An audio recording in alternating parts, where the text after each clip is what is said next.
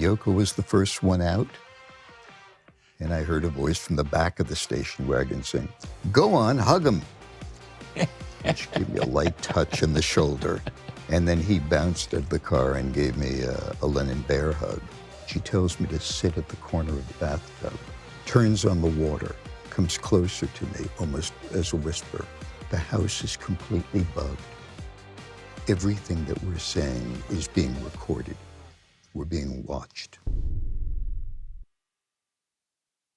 The Bronx, 1945. Is that accurate? Yes. Do you remember the world that you grew up in? I was born in the Bronx. Okay. I probably spent just a number of months there, Bronx Hospital. And then the entire family moved. The entire family was my mom, dad, and sister. We moved to Washington Heights in Manhattan. Okay. In Upper Manhattan. And lived there for virtually all of my adult life. My parents lived there and died in that two-bedroom apartment. Mm-hmm. And it was just lower middle class. I remember the neighborhood well. I remember Fort Tryon Park. Mm-hmm. I don't remember much of my youth, between 45 and 55. Why do you think that is? Either it was an incredibly uneventful time for me with nothing to hang on to by way of memory. I'm just surprised when people can talk to me about what they were doing when they were 4, 5, 6, 7, 8 years old. What the heck were any of us doing? we were doing things with crayons, I guess, sure. And maybe on a... In my case, I remember a lot of those things because a lot of traumatic things happened. So if I hadn't had those traumas happen, maybe I wouldn't remember. You see what I'm saying? Did you have traumatic things? Oh, yeah. Between the ages of like 4 and 16, there was all this crazy stuff that happened. So my memories are all tied to this happened, like a movie script, Well, if you're talking about teenage years, yes, I did have some traumatic experiences, but I can recall what they were. Yeah. But nothing bad happened to me up to 5. What really got to me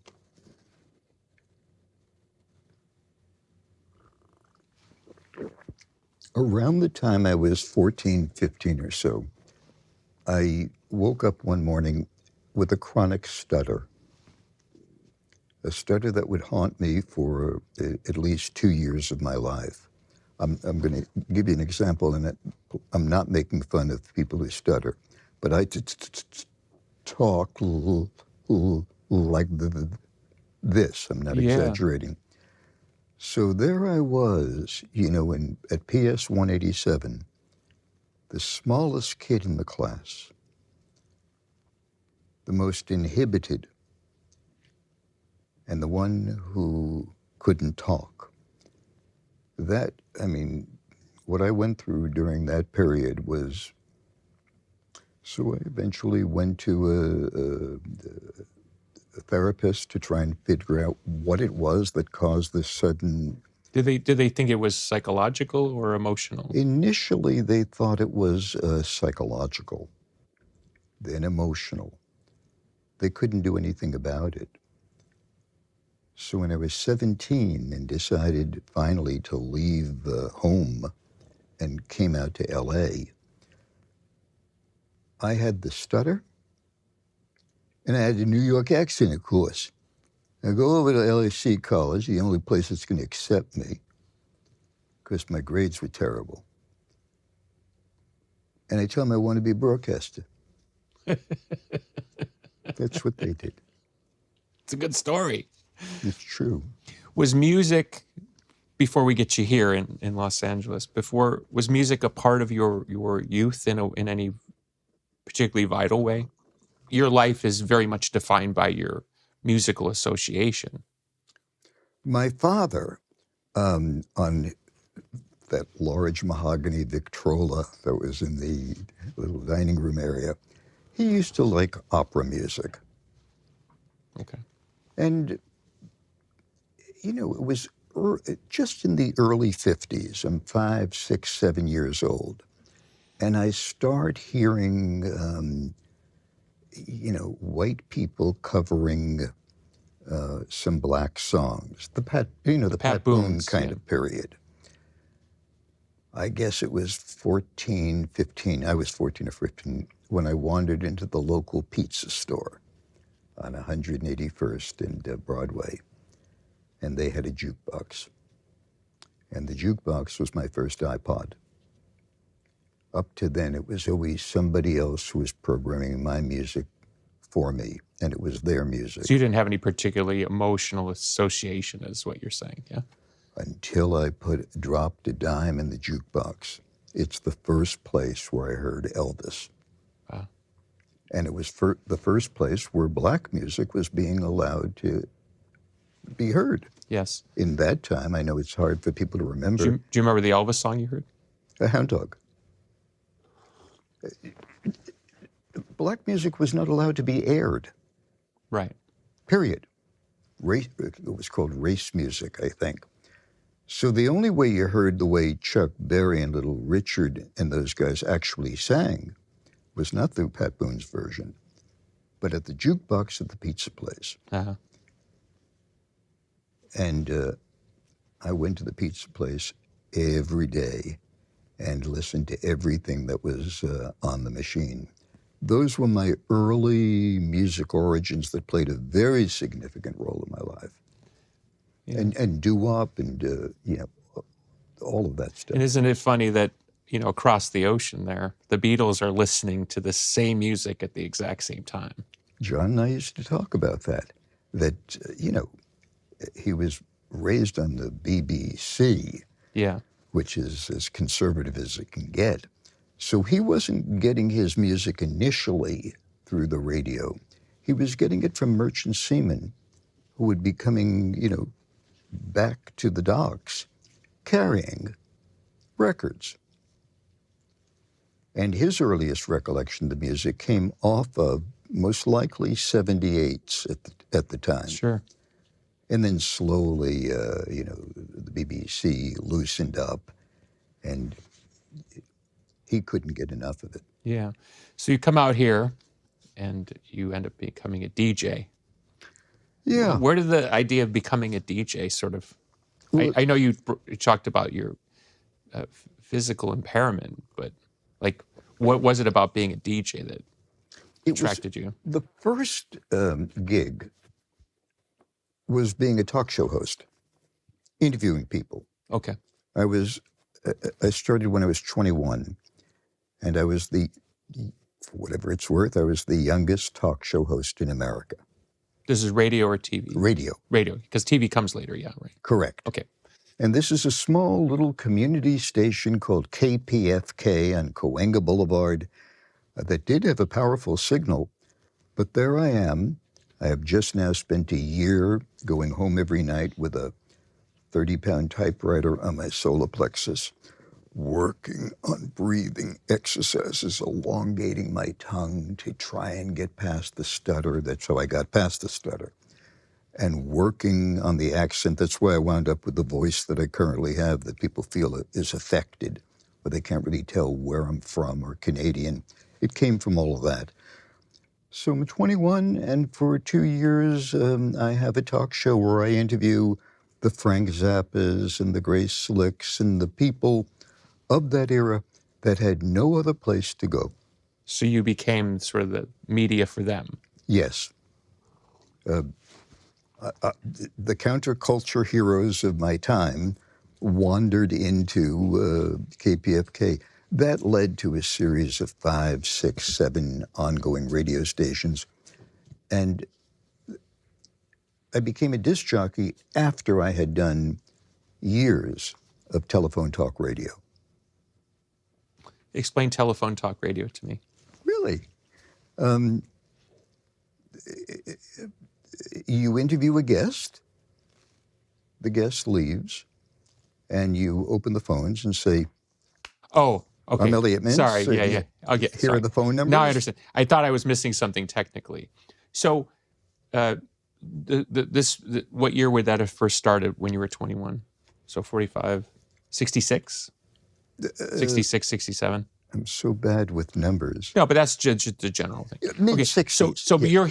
you're here at the height of The Cultural love, Revolution. Summer of Love, and what was your impression of that music at the time? Because a lot of people that I've talked to that were actually here at the time didn't think much of the music. Now it's easy to sort of say, For What It's Worth by Stephen Stills is a classic, but at the time, a lot of people were like, including Sinatra criticizing rock, and there was a lot of kind of like it was faddish.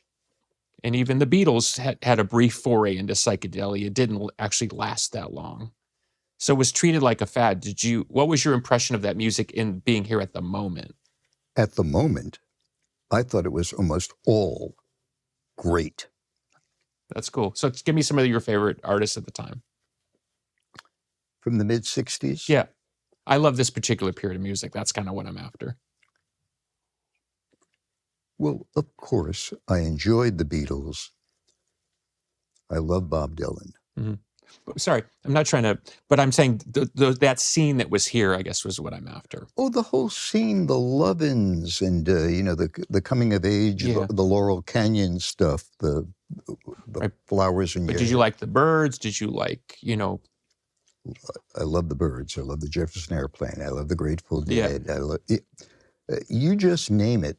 All the stuff that was coming out of San Francisco, both the well-known ones as well as. The more obscure ones. I know people today of a certain age say that we mythologize that music too much. I don't think you can mythologize it enough. We're on the same page.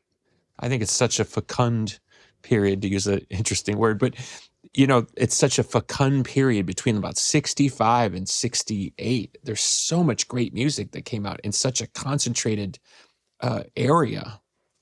Particularly San Francisco, Los Angeles, by extension, some of the East Coast stuff like Tommy James. And yeah, but we owned it. It was West Coast music. Very much so, yeah. And I know that you have been somewhat publicly critical of some of the contemporary music or stuff that people are listening to today. I don't want to misquote you. Well, I go back and forth. It depends on like, let's call it the perspective, right? I don't think there's any shortage of talent. I think the current music system is taking very talented people and leading them to slaughter because it works in their business model. I don't think there's a shortage of talent at all. You could argue there are more talented people in the music business now than at any in time of history. But rather than creating diamonds out of the compression of a capitalistic marketplace that's throwing ideas into the center, they basically have cut off more than half the music business and said, we're only interested in pop sirens and people who are willing to work in our business model. See, that's why you're not creating the next Jimi Hendrix or the next Byrds or the next Barbra Streisand. You're not creating these great artists because you're not letting them organically find an audience with what they bring to the table. So your criticism is not with the music; it's with the system that suppresses. Well, you could argue by extension I'm critical of the music because it's pablum. Right. But that's no different than the Beatles felt in 62 about what they were hearing and what I felt in 87 with what I was hearing. Every rebellious generation goes, I don't want, get that crap out of my way. I'm going to do it my way. Yes. But look at what comes from that beautiful desire to sort of sweep what came before you out of the way. I don't have any issue. Those artists should be making people like me irrelevant. But the reason they're not is because the one thing I have over them is a level of authenticity that they can't even wrap their heads around because they can't wrap their heads around the business model. Because in a click economy is never going to let you find out who you are.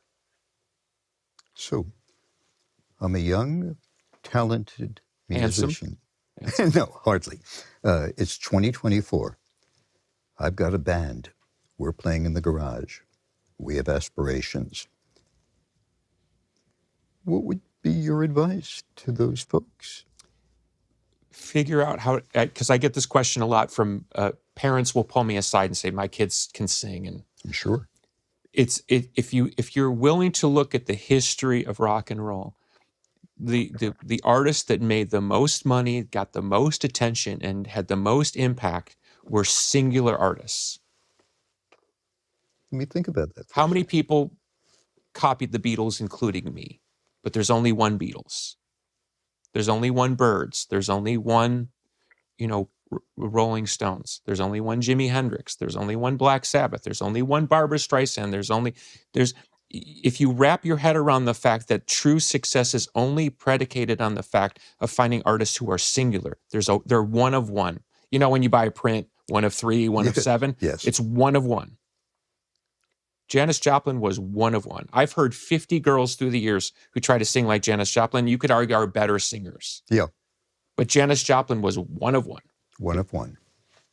Name 3 others that were one of ones. Michael Jackson. Yes. Prince. Yes. Sly Stone. John Coltrane, Elvis, Bob Marley. And nobody could argue in defense of anybody that we know of currently on Spotify, sure, that you would consider a one of one. Well, Taylor Swift, Billie Eilish, Lana Del Rey. And then I agree with those.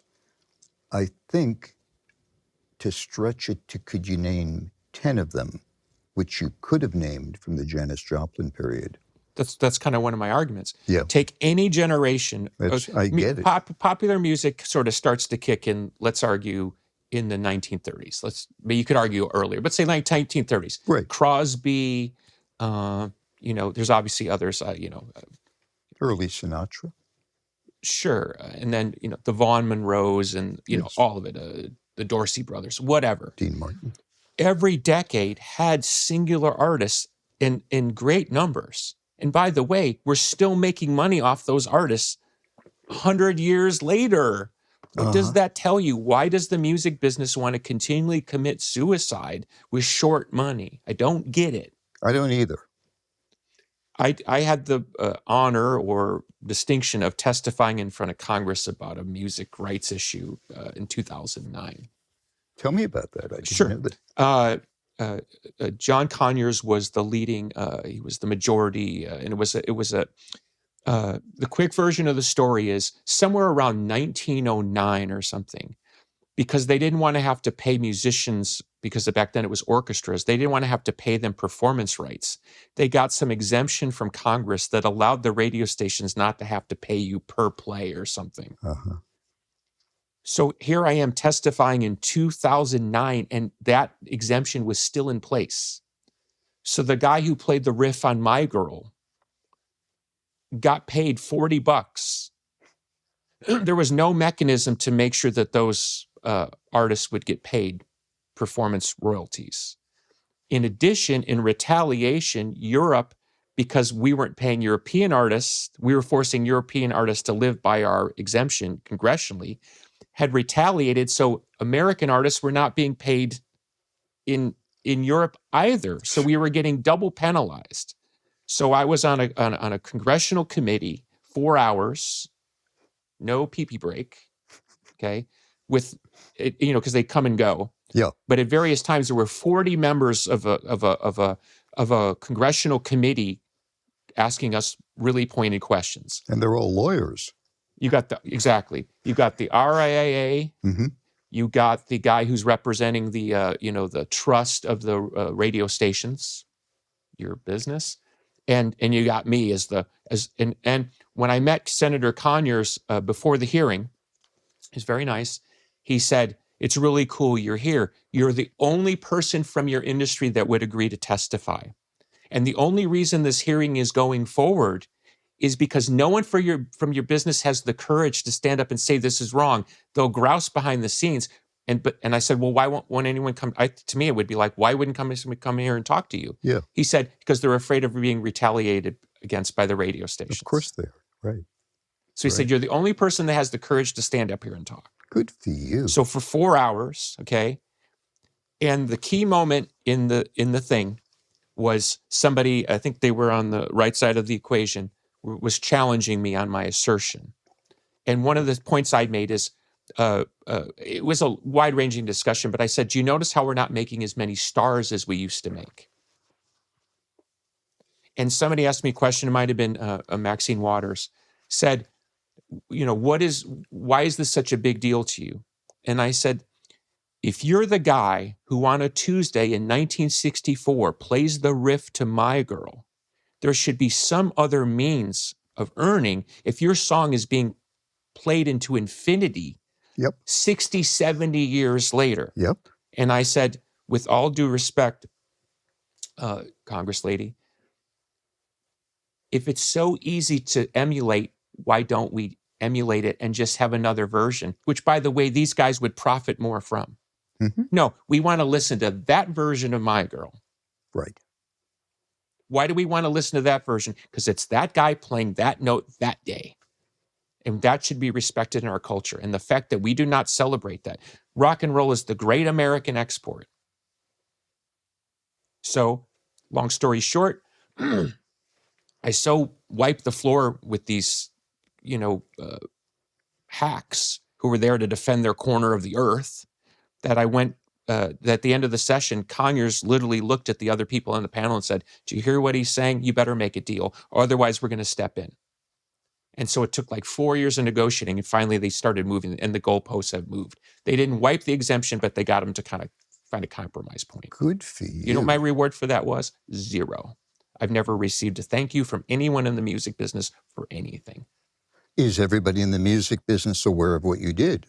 Doesn't matter. I mean, at the time, was it a news-making kind Here's all you need to know about the way the music business operates. Yes. Okay?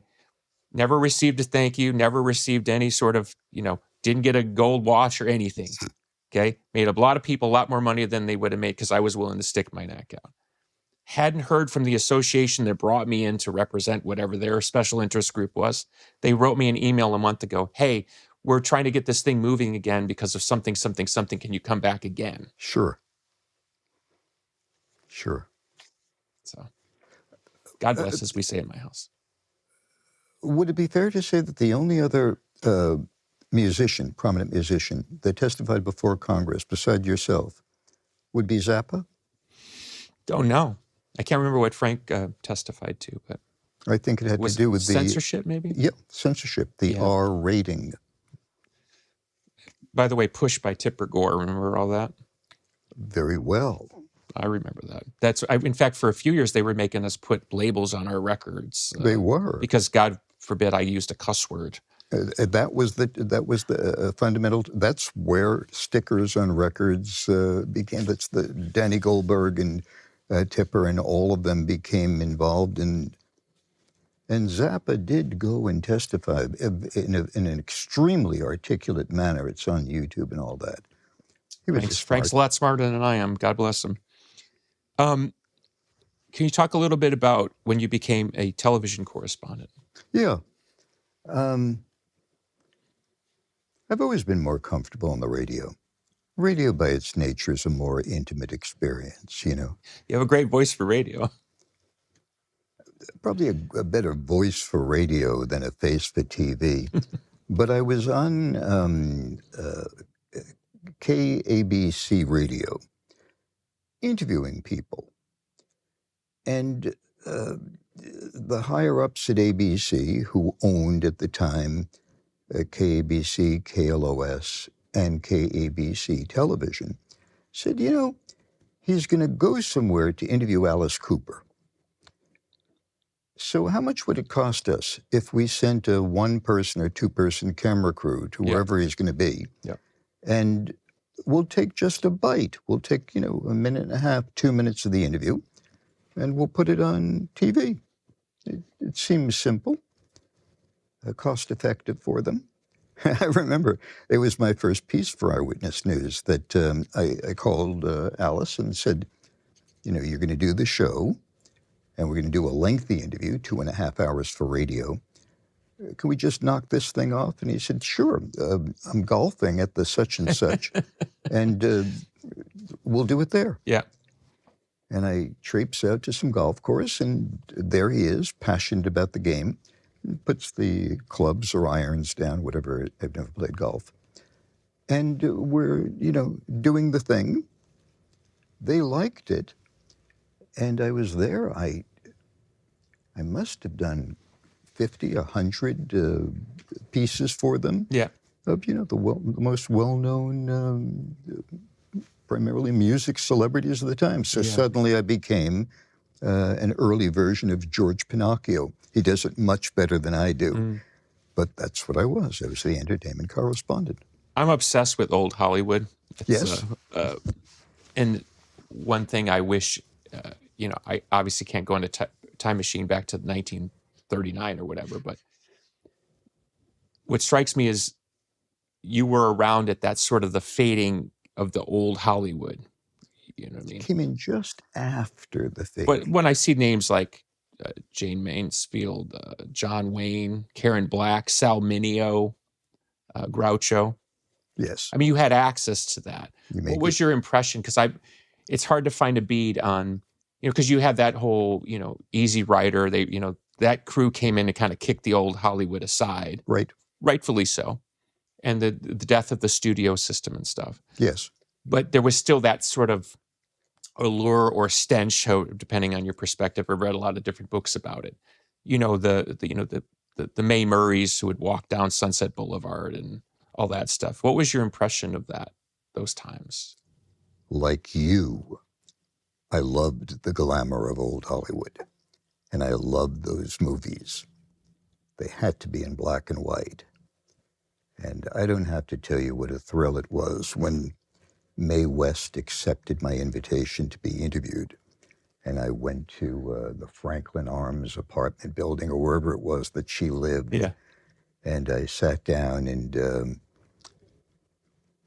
she walked in a complete beaded gown for the radio interview.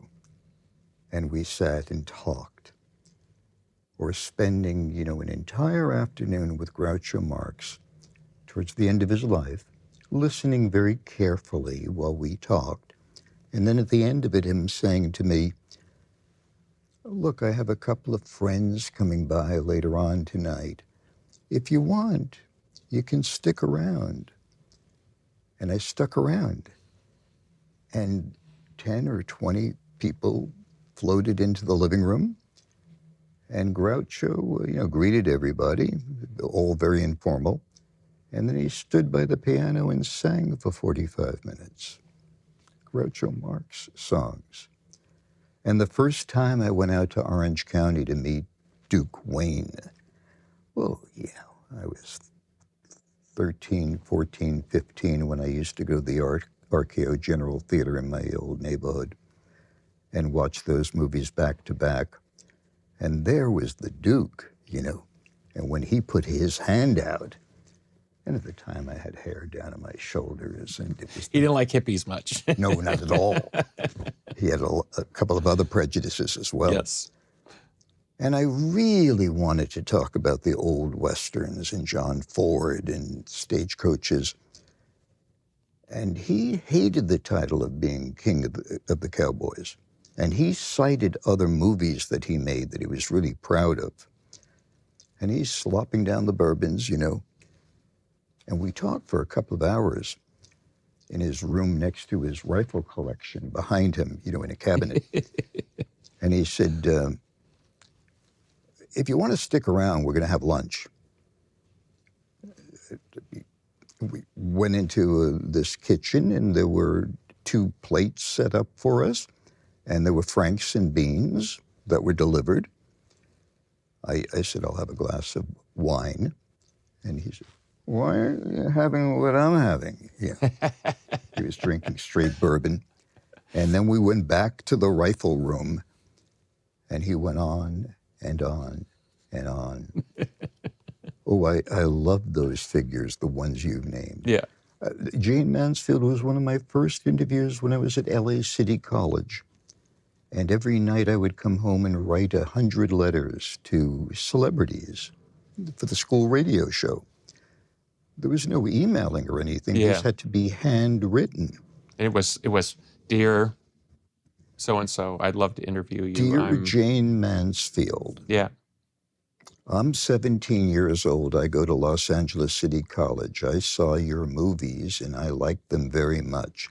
Can I come anywhere to interview you? And naturally, 99% of these letters went absolutely nowhere. They went to agents or But she was notoriously a publicity hound. Was she ever? I mean, it didn't take more than 5 days before I'm in this one-bedroom apartment in Hollywood with a Murphy bed, fixing some soup, and the phone rings. And it's Jane. And not a publicist, not a secretary. And she said, you're Elliot? And I said, yeah, I'm Elliot, yes. And she said, I'm having a little party for my daughter in a week or so. If you want to come over to the house, we could talk for your radio show. And I remember taking the bus to this pink mansion on Sunset. The bus. Of course, I didn't have a car for years in L.A. This is Jane Mansfield. And it was Jane Mansfield. And I remembered she took me down to the recreation room as the party was going on upstairs. I'm guessing from Mariska Haggerty, or her daughter at the time. And we started to reminisce, and she couldn't have been more gracious with her time. And the room was covered with the pinup magazine covers of her, until she said, I would love to talk to you a little longer, Elliot, but I have a very important appointment that I have to make. And I said, you've given me more than enough time, and I'm also thinking, the bus is still running back to Vermont Avenue and Hollywood Boulevard. And later I would learn what the appointment was and where she went. She went from that interview with me to the Whiskey A Go-Go to meet the Beatles. It was the night that they played the Hollywood Bowl. Later I joked with John, and her name came up, and I told him the story. And I said, so I guess it's fair to say that I knew her first, right? and his response was, yeah, but she left you for me. Lennon. Nice one. You met John and Yoko 1971, is that? I did a radio interview with Yoko, and we wound up becoming phone pals. But slow down a little bit, because this is interesting. Because obviously it's a big part of your life, and I haven't read the book yet because it just came out. I want to read it. We All Shine On. John, Yoko, and Me. Yeah. Before you so you first talked to Yoko as a radio interview. I was sent a bunch of records. The record company always, sent... Typical publicity stuff. Right. I listened to hers. I thought it was really unique. I thought she was unique. A one of. For sure. And I, went through her record company publicity guy who put me in touch with an assistant at the Dakota building. He called me back and he said, when do you want to do it? As soon as possible. 2 days later, I'm on the phone with Yoko.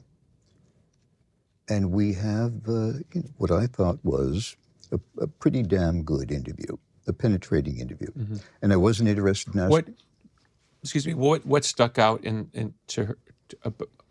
What stuck about her to you in that first interview? Like, in terms of character or personality? Original thought. Very much so. Original thought. Sorry to interrupt you. No.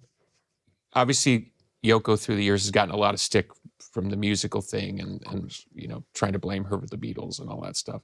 But what I think is really often missed with Yoko is she's one of the most influential artists of the 20th century. Yes. She really changed the way people viewed art. I believe that to be true.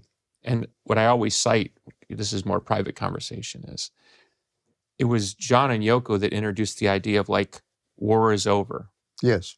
And at the time we're mocked and the bed in and all. But if you really look at that, that is revolutionary thought. That is an artist figuring out a way to game the system, use the media, and deliver a message that cannot be stopped.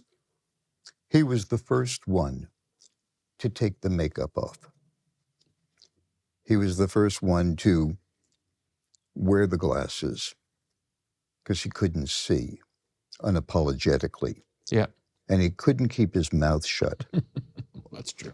And I don't remember anybody else who came along before John, and you know, the Woody Guthries of the world and other people who spoke their mind. But in the essential rock community, coming off of, some would argue, the greatest rock group ever, he risked it all. Yeah. And the two of them were revolutionary in terms of those bed-ins for peace, where he said, look, we got married, and I know that the press is going to follow us all around looking for how we could spend our honeymoon. So we're going to lay in bed for 7 days and do an advertisement for peace. And we're going to invite the world press in every day to ask anything they want. And all we were going to do is try and spread our message. Well, you know, you tell me 4 other people or 1 other who would have risked all that stuff for that. Well, to convert the currency of his celebrity towards something that was beyond something self-serving. Precisely. Possibly self-destructive. Well, there's that too, yeah. He knew that there were a lot of people who thought we should be in Vietnam and didn't like these peaceniks. Sure. So during that first interview, I heard this what I considered original concepts and thoughts, which I probed. I drove back to Laurel Canyon that night. I now had a little $300 Morris Minor car, a used car. And I thought, well and good. And I'm an insomniac, and it was 3, 4 in the morning, and I fell out. Sometime around noon or 1 the next day, the personal phone in my house rings, and it's Yoko. And she called because she just wanted to thank me for the interview. She said that she really appreciated the fact that I didn't steer her off in terms of Beatle questions, John questions, the Dragon Lady questions, you know, all of it. And that she really had an opportunity to speak her mind, and she wanted me to know that. Now, I can tell you, I've spoken to other people in the radio and TV world. Guests will come and guests will go. And maybe it's different today, but certainly back then, nobody had ever called me to thank me for an interview. They were on to the next interview and the next one. They were doing junkets. They don't even remember the name of the guy.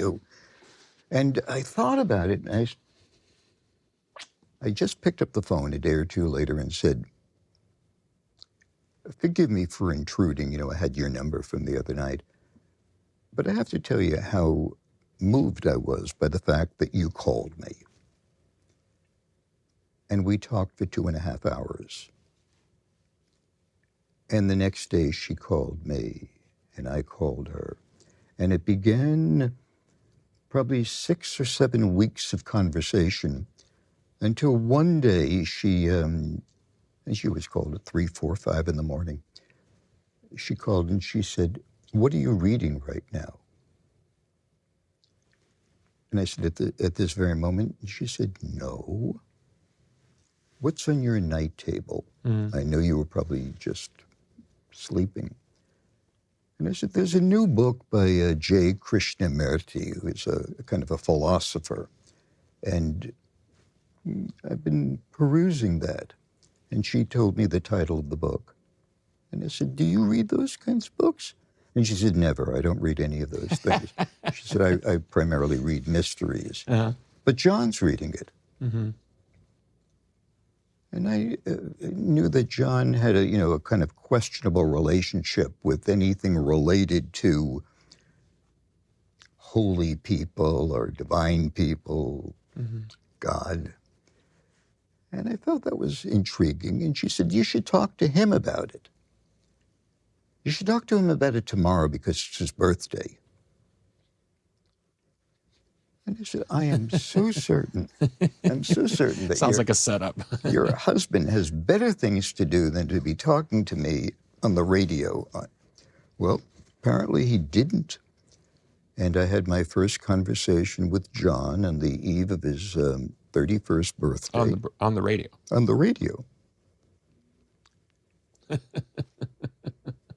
And of course, it wasn't long after that that John called me. And Yoko called me, and John called me. And for months, I would be speaking with one, the other, or both every night of my life, during the daytime hours as well. The longest conversation where she said, look, I'm going to the office, but the light's blinking. John wants to talk to you. And she would hang up. The longest of those conversations went on for 6 hours. It became my life. Why do you? Maybe it's too spiritual a question. I'm a big believer in that. We're meant to go certain directions at certain times. Me too. So, what do you think it was about you or that moment that sort of had them loop you in? Because overall, I would imagine they were a bit paranoid. This was a period of time in their life where they were being pursued by government intelligence agencies. And that's all come out now. It's all published. Were they aware of that at the time? Completely. And Sorry to interrupt you. Was it because sources or inside people would say, hey, by the way, I'm a fan, I'm just letting you know. Like, how were they aware that they were being surveyed? They would hear noises on their telephone. They would see black cars following them. They were hanging out with Abby Hoffman and Jerry Rubin and Huey Newton of the Black Panthers. And there were, obvious, radical, anti-war protesters. It doesn't take long to, Sure. They put it all together, Yeah. and they were right. So in answer to that question about why... Why you? Yeah. There are a couple of reasons. One, I was alone. I didn't have a wife. I didn't have a girlfriend. I lived by myself. And they knew when they dialed that number, the only voice that would pick it up is me. And nobody would be listening beside me. Accessibility. The insomnia factor, that the time difference didn't mean anything. He's always awake one way or another. I could be trusted. They could share information with me and not hear it come back at them or see it in page 6. I'm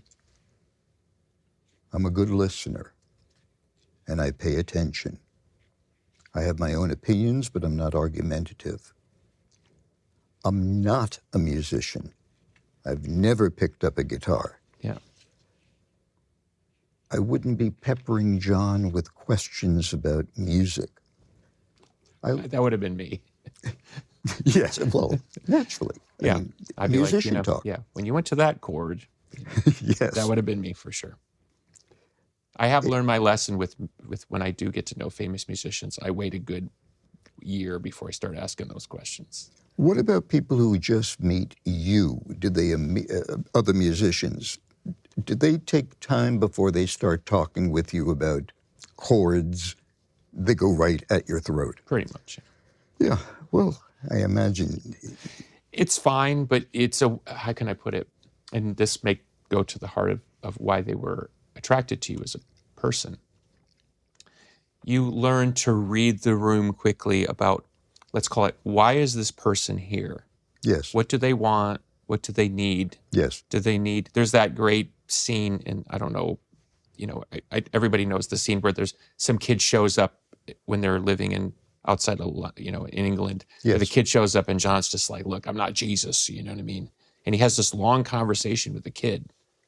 You know what I mean? He was somebody who was, he was a trespasser. Yeah. He was a homeless guy who was camping out on their property. Yeah. And one of the people just were concerned about him. He hadn't eaten and he was unshaven. And John went out to see him. And he was a delusional person who believed that John was writing songs only for him, all of that. And after a few minutes, Johnson said, "Are you hungry then?" And he nodded. And John said, "Come on inside." And they shared breakfast and, talked for an hour or so. John forever trying to demythologize himself. He's the working class hero. He's not the rock and roll priest from on high.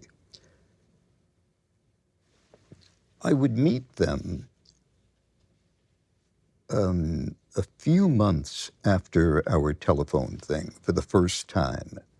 I got a call. "My name is Peter, and I'm with John and Yoko, and they would like to meet you." And I thought, well, this is going to be great. And I assumed that they would be at some local hotel not far from where Laurel Canyon.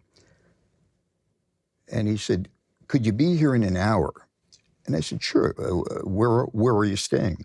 And he said, "We're in a place called Ojai." Which is not an hour from here. It's close to 80 miles away.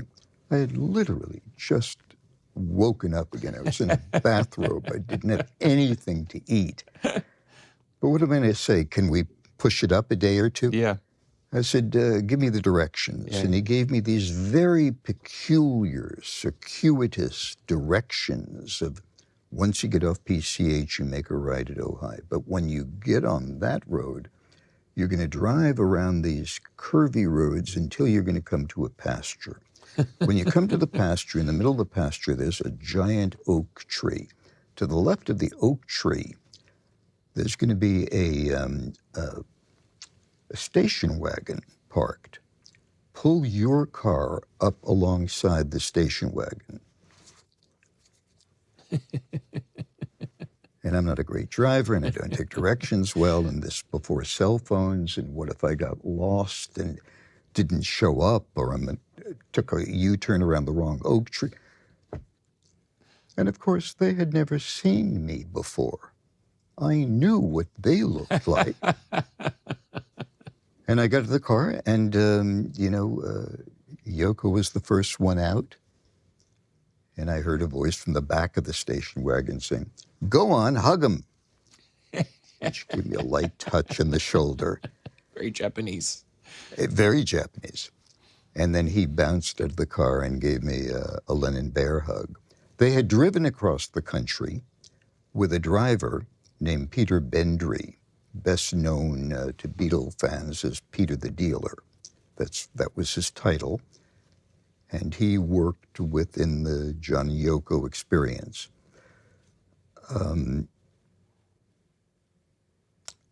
We went back to this little house in like a bungalow in Ojai, which was really a hideout and had a long history of being a safe house for radicals. And they were renting it and presumably hiding out. And we spent the afternoon together. And it was during that afternoon and it was kind of a rinky-dink kind of bungalow. And we were sitting around the small pool area, smaller than the room we're currently in. And I'm sitting next to John, and Yoko comes up to me and does this. And I follow her down a hallway into a bathroom. And she tells me to sit at the corner of the bathtub. She closes the door. I thought this was peculiar for a first visit. Yeah. Turns on the water, loud. Comes closer to me, almost as a whisper. The house is completely bugged. Everything that we're saying is being recorded. We're being watched. The water is there to drown out this information. So you have to be very careful what you say. Do you understand that, Elliot? And I said, I do. She said, "Okay, we're going to go back to the pool now." And I thought that was odd. And John said to me, Yoko just laid horizontal on a diving board, her long black hair just inches above the water of the pool with her sunglasses, looking straight up. It was like a Fellini-esque scene. Sounds like it. And John said, you're going to hear her say things that you won't understand. But listen to her, because she's almost always right. Interesting. That was the first directive. We spent the rest of the afternoon primarily talking about the weather. Looking back, do you think they were being monitored? Or I don't believe that a team of agents came to that bungalow in the middle of the night and hung microphones around faded palm trees around the swimming pool. But I thought that perhaps their comings and goings, who was going to see them, who would show up, yeah, could be useful ammunition. I see. Yeah. So at that point in time, I didn't necessarily believe it, but I was too confused about it and somewhat naive. Well, you're also with these super famous people who are, titanic cultural figures on the world stage. Maybe you weren't impressed like that. It would be hard for me to get past that. Well, from the very beginning, from that first visit at Ojai, when he got out of the car and, he looked like John Lennon. Yeah. There was that moment of... Yeah. But prior to that moment, I had already interviewed more than 1,000 people. I had already stood in front of... The famous, yeah. And you know how it is when you meet famous people. For the first second, if it's somebody who you've always paid attention to, it's a super big deal. After 15 minutes, I'm sure in your case, those trappings are dropped. So he was never Beatle John to me. We both acknowledged that we were raised in Elvis. That would have taken me a couple of beats longer to shake that one if he had come out of the car. And we also had established the telephone relationship. Yeah, yeah. We had been talking up to that point for more than 100 hours together. Yeah.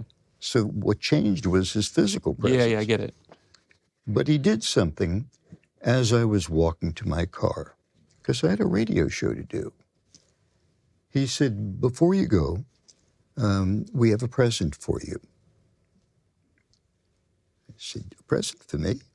And he came out with an acetate in a white cover with no art or anything on it, just side A and side B. And he said, this is our new record, and you'd be the first disc jockey to break the record. And the two of them autographed it to me and said something sweet. I still have it, of course. It's in the vault. So I got into the car, and there's no way of playing an acetate in a car. There was no time to stop off at my house to do anything. I was up against a clock, and I race into KLOS, and I had my bag with me with a stick of incense and a candle, dimmed the lights, centered myself, red light, engineer. That's a good story. Hi, it's Elliot Mintz, and you're listening to KLOS, and I have a very, very special surprise for you. Tonight, we're going to listen to a new album just recorded by John Lennon and Yoko Ono. And I'm going to get a bunch of commercials out of the way so we can both experience this together for the first time. So just make yourself comfortable, and we'll be right back. And I just wiped out the 15 commercials, and I said, and I didn't tell them where I was, and I didn't tell them that they had given me none of that stuff. One of the admonitions in Ojai was that Yoko said, don't tell anybody that you know us. And I kept that secret for 2 years. cued the engineer, tone arm on the first track, listening in my earphones, and I hear John sing the song, "Woman is the N of the World." But he didn't use the word N. I know the song. And we make her paint her face and dance. And Yeah. an op-ed piece that Yoko once wrote for the New York Times, where she said, of all the subjugated people in the world, women are on the lowest ring of the totem pole. They are the ends of the world. And she said the entire word, too. John was impressed by that piece. He wrote music to it. He sang it. A minute in, I knew I might as well pack my incense. And the engineer who bears the responsibility for what actually goes out on the airwaves with the FCC license,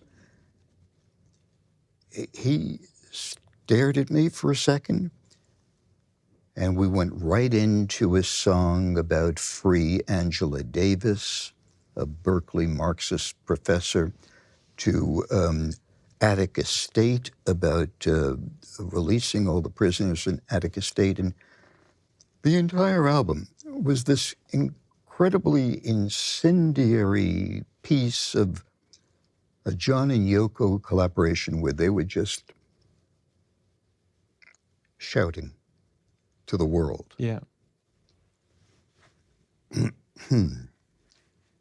So I drove home that night. I got a phone call early in the day, and it was from one of the manager guys who asked if I wouldn't mind coming in. And, you know, just hearing that, yeah. I knew it was up. And then they said that they were thinking of going in a slightly different direction with their format. And I got back to my place, and I called them. And I said, I've got some good news and I've got some bad news. And John said, well, give me the good news. I always take good news. And I said, well, the good news is I played the entire album without any commercial breaks. Yeah. And I heard him screaming to Yoko, "Mother," which is what he called Yoko, "Mother, he played the whole record last night with no commercials." And she said, great, fantastic. And John went on, effing great. And he said, so what's the bad news then? And I said, well, I've been fired. And that was his reaction. He just broke out in laughter, and he said, "Mother," and they fired him. And I heard Yoko explode in laughter. Yeah. They just thought this was the funniest story. I didn't. And after a few more minutes, he said, so what are you going to be doing now? So I'm going to be sending out my resume and looking for a job, of course. And John said, tomorrow we're going to get out of here and we're going to drive up to San Francisco. Why don't you just pack a bag and join us? And that's when I joined the Magic Circus. Yeah, the Magical Mystery Tour, Part 2. Let's hit pause on the Beatles for a second. Beatle Land, John and Yoko Land. We were doing publicity or marketing or both? Because Bob Dylan, Crosby, Stills and Nash, Diana Ross. There came a time in the broadcast career that I just got tired of it. I just got tired of the endless business. It was much more complicated than finding the guest. I didn't have I had a producer, but we still had to go through the machinations of calling the publicity department, waiting for the manager to get back to us. It was just a thing to get good guests on the radio. And not all of them were fascinating characters, and I just got burnt out with broadcasting. So it occurred to me that I had interviewed a couple of people who I particularly liked, And I called one or two of them and said, I know why you do media, to promote your product and get attention for it. And I also know the requirements of media in terms of selecting guests.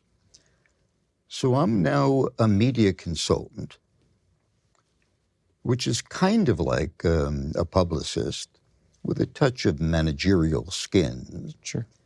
And I'm going to teach you this process. And I hung my shingle up. And it wasn't long after that that the first, recognizable names jumped on board. Right. It wasn't until after John died that Bob Dylan called one day and said, I want to talk to you about what it is that you do. And I wound up spending 10 years with Bob. I was with Dylan more than John and Yoko. So I was a media consultant, and I promoted people and advised people. And that put me together with everyone from Diana Ross to Paris Hilton to Crosby, Stills and Nash to, I don't like to toot my horn like that, but it's all Googleable or bookable. And that's what I did. And I guess it's fair to say it's really been my last legitimate line of work. I hosted a lengthy radio series called The Lost Lennon Tapes. Used to listen. Thank you. That went on for 215 episodes over years. But I don't do that anymore. And I wrote a book. And here I am. The reason that the Dylan thing struck out to me, I didn't understand it was the way it read wherever I read it. It seemed like it was around the same time that you met them. But it struck me that you've worked intimately with someone who, like you said, with John, who spent a lot of time demystifying his mythology, and Dylan, whose entire life has been to build and destroy and build and destroy again. It bothered the hell out of John. And I wrote about that, that he had a real love-hate relationship with Bob. I happen to have been a fan. Mm-hmm. George Harrison had been an enormous fan. The Beatles were an enormous fan of the first one or two records. The first one was stunning to John. But there were two things that Bob did. One was a temporary conversion to Christianity. The saved period, right? Yeah. You got to serve somebody. And that just infuriated John. He hated that. And, in our late night discussions, he would say, I put everything out there. I tell people everything about myself. He just keeps, this phony air of mystery around him, the unwashed phenomena. And he said, it's just all phony. And I said, John, he's considered, along with you, one of the most brilliant lyricists of the 20th century. And John said, I write much better than he writes. It's easy for you to write a gobbledygook song that nobody can kind of figure out with surrealistic impressions with a copy of the thesaurus next to you. The stuff that I write is from my heart. Yeah. And I said, I think I just rambled off one or two songs by Bob. And John said, listen to Walrus. And I did. And it was surreal, as well as a number of other of John's songs. He didn't like the fact that more people considered him the great lyricist. And at that time in his life, he thought that most people thought of him as the ex-Beatle who married this Japanese woman. I see. He would later have the same feelings about Paul McCartney. Right. Because you would have been sort of around in their orbit. This kind of, Beatle lore is that McCartney was trying to rebuild their relationship and would occasionally show up at the Dakota. How much is that real? You know, they had gone through a whole mess of stuff together. In public, too. And in public. Poorly, with Paul writing a dumb song about John and how he hurt him, and John How do you countering. sleep? And How do you sleep after Paul writes too many people? That was like two high school kids arguing on Instagram. And we had many talks about Paul, and John's thoughts about him ranged from the, you know, he always reminded me that he and Paul met long before the Beatles. Well, they met at a time when nobody else knew of the Beatles. Yeah. Long before I would become aware of them. They were like brothers to each other, sitting in Paul's little living room that his parents' house, composing all those early songs on the first album. And he spoke so lovingly of Paul. But then when John was not making any music between 1975 and almost 80, and Paul would have these mega hits with Wings, John became insanely jealous about that. Did he think the music that he was putting out, Paul, in that period was valuable, or was it more about, was it a jealousy of he's doing good work, or was it jealousy of like, look what he's doing? So I perceived it as being the latter. He was jealous of the amount of attention and accolades and the fact that Paul was filling stadiums. At that time, John was just looking after Sean. Yeah. Not just. He was devoting 5 years of Sean's. Yeah. And when John would say to me, they're not embracing me, I'm paraphrasing, the way they are him.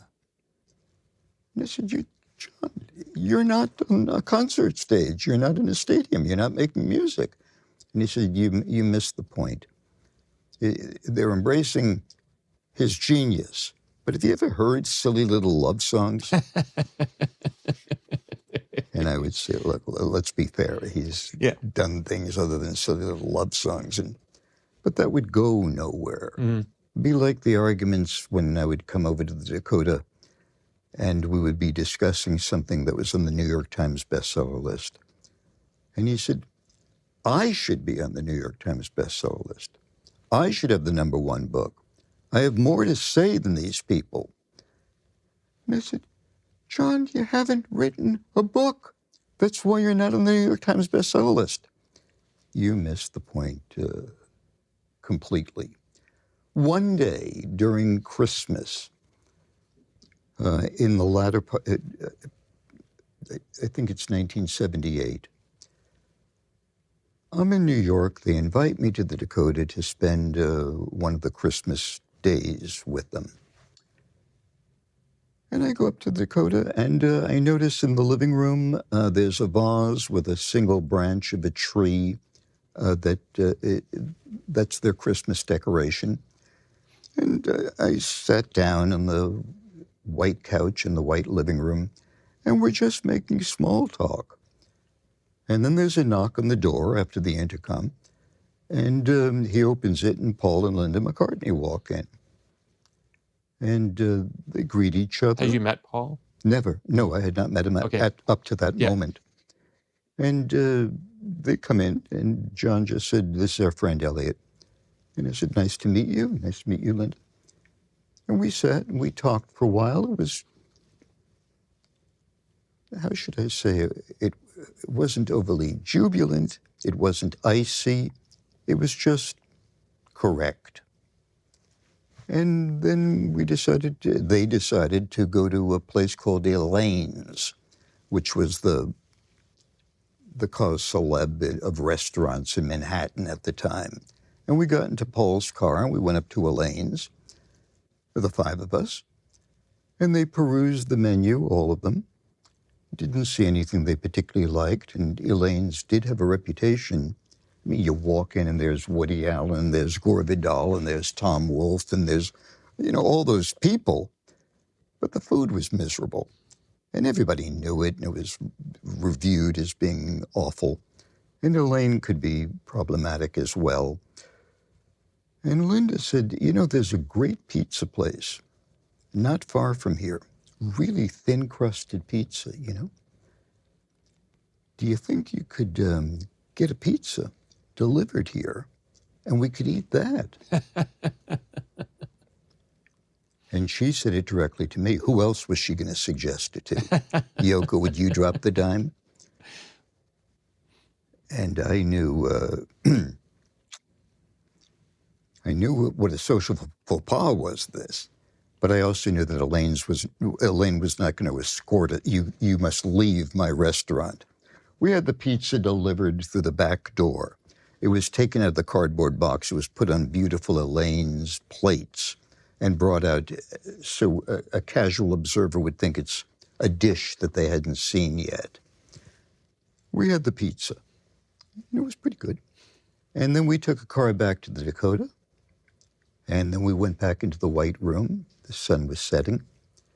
And Linda and Yoko kind of went off on their own. Yoko always loved Linda McCartney. They got along great. And John and Paul kind of wandered over to this very, very tall window that looked down upon the west side of Manhattan. And the lights were coming on. You saw some of the Christmas decorations, etc. And me, the fifth wheel, was sitting on the couch, looking at the white carpeting and the branch in the vase. And I could pick up bits and pieces of conversation. Now, I've explained many times when people say, how can you report exact conversations you had with John and Yoko in your book and go on for paragraphs and paragraphs when you never had a diary, you never kept a journal, and obviously I never tape recorded them except when we were on the radio. I have an answer for all that, but in this case, because I could barely hear, they were far away, I can only catch spasms. And it was small talk, nothing of substance. And I do remember Paul asking John, so you're making any music these days? And John replying to Sir Paul, no, my time is with me baby. That's what I do all the time. I don't make any music. What about you? And Paul said, I'm always making music. I make music every day of my life. I can't stop making music. And I thought to myself as I sat on the couch, what would have happened if John bit the bait and said, I got a couple of guitars in the other room. Yeah. Why don't I bring them out, just for the hell of it? And the two of them could have sat in the living room and maybe change the face of contemporary music. Yeah. One more time. One more time. The McCartneys stayed for another hour or so and left. I stayed on with John and Yoko. And again, wondering why they had me there. So I asked them. And they said, no big deal. You were coming in for Christmas and they were around. So why, didn't you like them? They said, no, they seem like very, very nice people. How did that feel for you? He said, what do you mean, how did it feel to me? And I said, was there any tension? He said, it was dismissive. He said, you were with us all afternoon. Well, I mean, the two of them have known each other since they were 9 years old, practically. Yeah. So that, I've mentioned this story to a couple of the real Beatle historian people who believe that that was the last time that they were together. I can't attest to that. And it's my point of view. Sir Paul has not discussed that visit at all. It was anticlimactic. And I've run into Sir Paul, on a few other occasions since. We both eat at a little restaurant out of the way, and we were just seated. I was with a date, and he was with his new wife. And on the way out, I just said, "It's good to see you again." He asked how Yoko was doing. Always very civil and polite, and went to one of his concerts, and he greeted me after the concert, and we were going to do an interview, but we didn't. I got along with the others better, especially George. I went to all the Wilbury sessions, of course, that George had, because I brought Bob there. Yeah.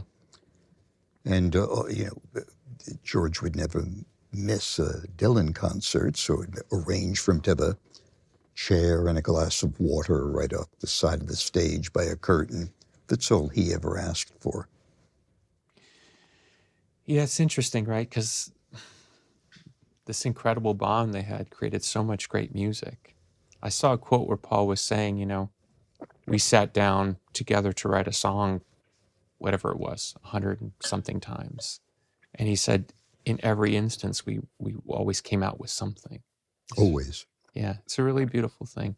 So I could talk to you forever about this stuff because I love this band. And when I knew I was going to talk to you today, I wrote Sean Lennon a little note.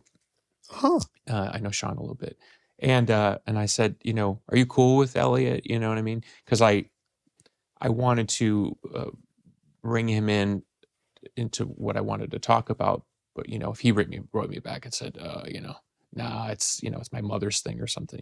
It's every band has its politics. I know you understand. And he said, no, I love Elliot, and I've known Elliot my whole life, and he was very sweet, and talked about how much he liked the book, and so, and it's an odd setup, but I think it's an interesting way to end. I asked Sean, and I don't. Before I say what I asked him, I don't want to say what he said out of respect for his privacy.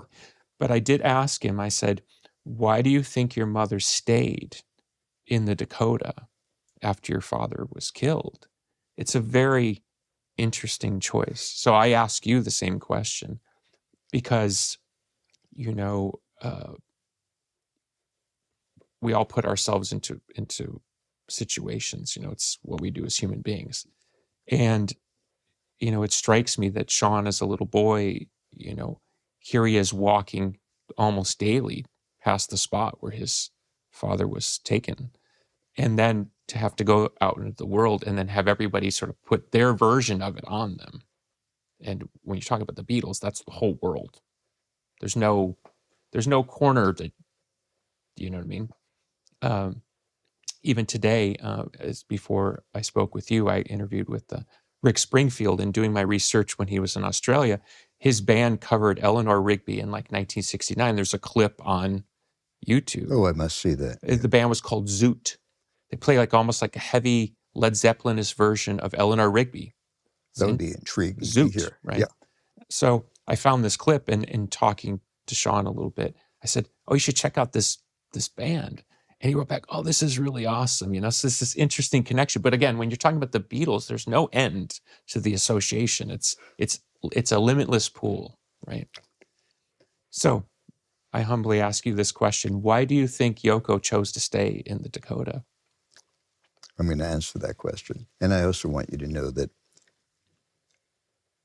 Sean was the motivating factor for me to write the book. When I attended Yoko's birthday a year or so ago, 2 years ago, he had been asking me for a long time, what's taking me so long? And he said that I knew them as well as anybody else did. He wrote a little blurb for me saying that Elliot was our closest friend. And his encouragement throughout the writing of the book, I can't speak highly enough about him. I met him when he was 2 weeks old, and grew up with him and his dad, and then continued. Yeah. So total love and respect for him. I last accompanied him to the Academy Awards a few months ago when he received an award for Best Short Yeah, he Animated told me about that. That's cool. And, he's up for a Grammy now for Best Box Set. And I texted him the other night saying, if you need help again on the red carpet, doing what I do, I'm there for you Yeah. one more time. So I love him dearly. Why she stayed. And I was there that morning when that front doorway area was still a crime scene. Mm. And I had to step over the yellow tape and the broken glass. And it was an active investigation, so nobody had taken away the blood or things of that nature. And to get to see Yoko to offer whatever counsel I could provide, as I speak to you, that's embedded in my brain. And in all the subsequent visits to see Yoko, after all these years since he's been gone, I still pause for a second when I enter and exit, because that area, like the Dakota building itself, nothing ever changes. It's just there. Bothers me.